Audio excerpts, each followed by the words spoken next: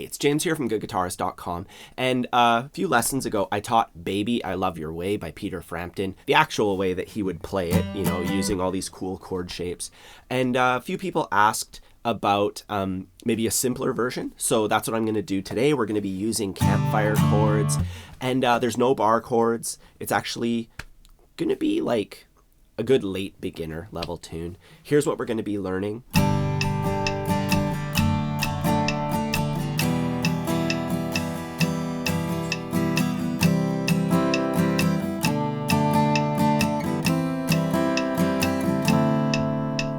Shadows grow so long before my eyes, and they're moving across the page. Suddenly the day turns into night, far away from the city, but don't hesitate, 'cause your love won't wait. Ooh, baby, I love your way. I wanna tell you I love your way. I wanna be with you night and day.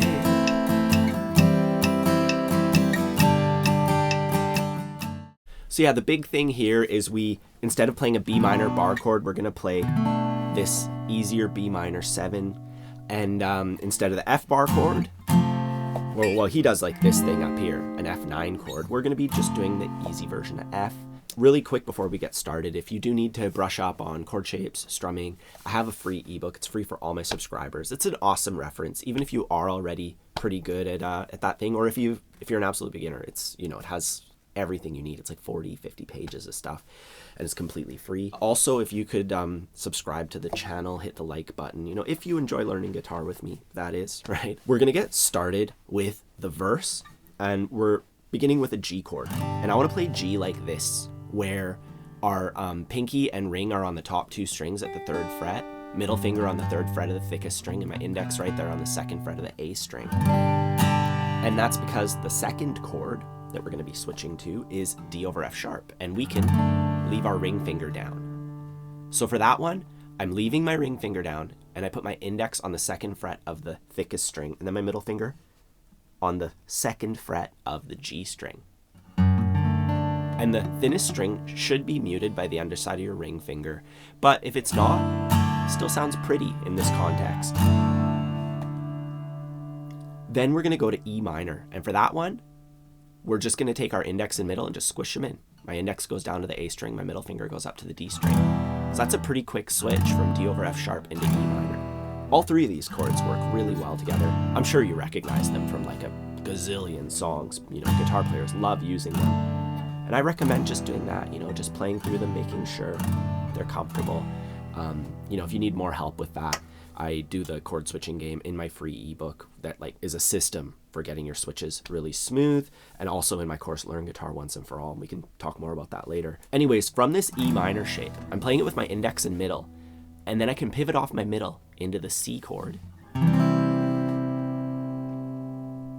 then from here, from this C chord, I can take my middle finger, I can move it down to the G string, and I can put my pinky onto the 3rd fret of the D string, and that gives me easy F.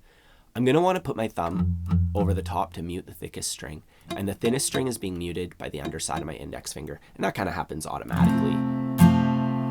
So C into easy F is also a quick switch. You know, we leave our index and our ring finger down.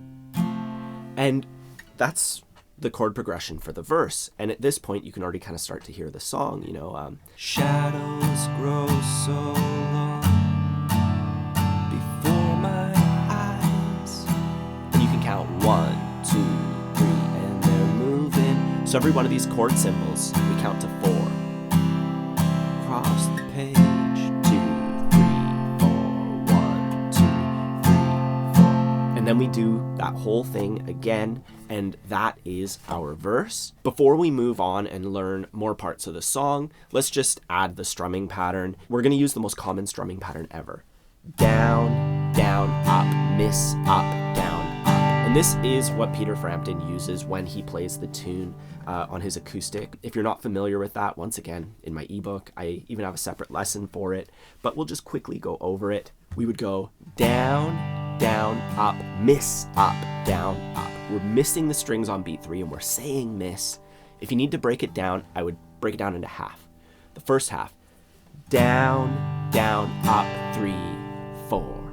Down, down, up, 3, 4. So a downstroke on beat 1, a down up on 2 and it's really important to consider the counting as you do this, right? That'll help you lock into the rhythm. The second half of it, we count 1, 2, miss, up, down, up. 1, 2, miss, up, down, up. And when you're practicing this, I want you to count out loud that 1, 2, and I want you to be repetitive. You know, repetition is key when you're trying to program your body to learn this stuff. So do that like a million times. I know I only did it twice here, but you're going to want to do it a bunch till you're comfortable with each half.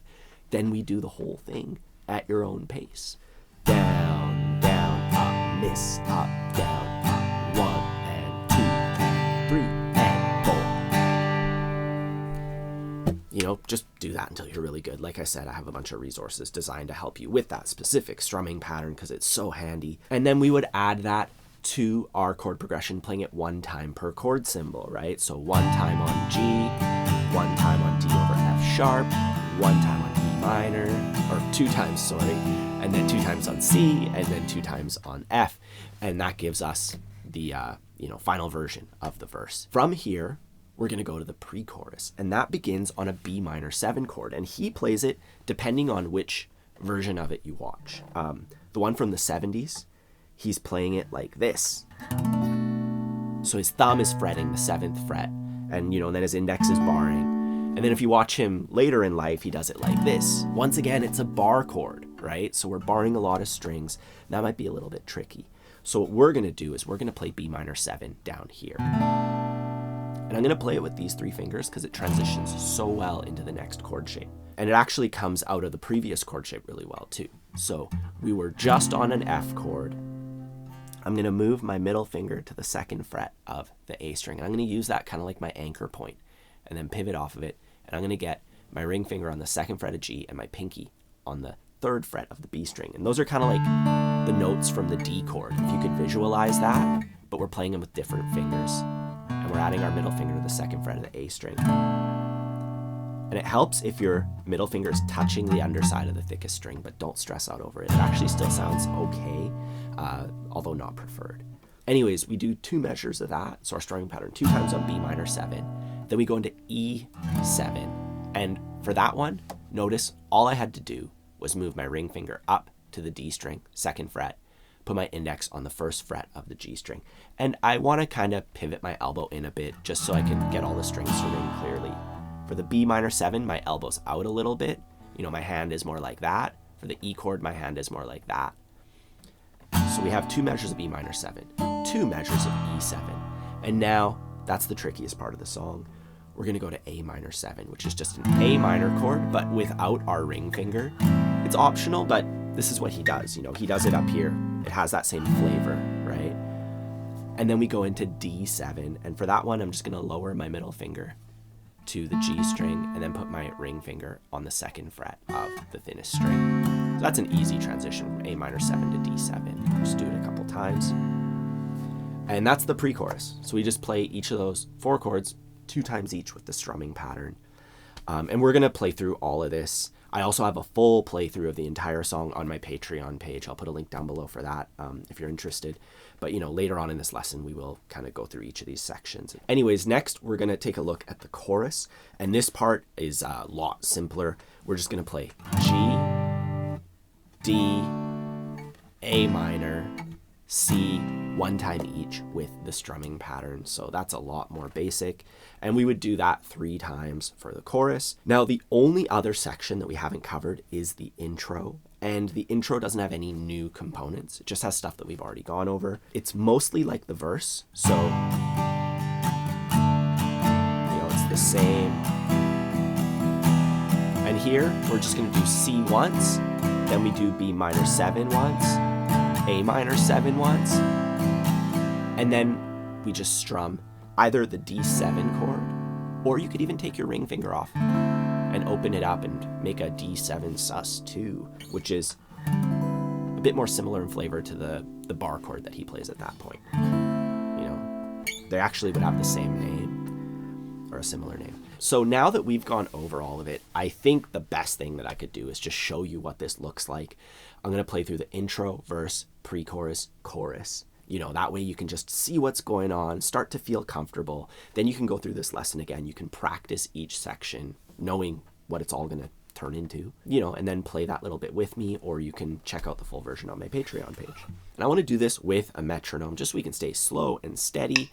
The original tune's 138 to 140-ish, but we're going to do it at 112. A little bit slower just to, you know, ease into it. 1, 2, 1, 2, 3, 4.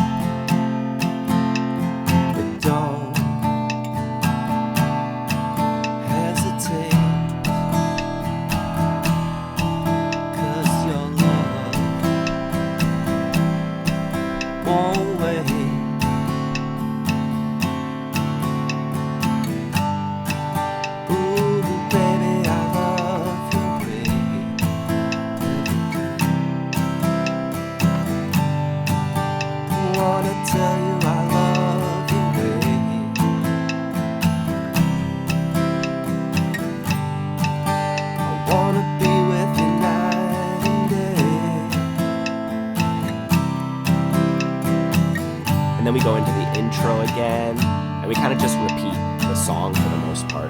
You know, if you can play through that, you're qualified to play through the entire tune, because at this point all we do is we play the intro again, we play the verse again, we play the pre-chorus, the chorus, you know, and then it's broken up with a bit of an instrumental thing. And if I were just like playing this around a campfire, if somebody else has a guitar, great, you know, play the instrumental, give them a chance to solo over it.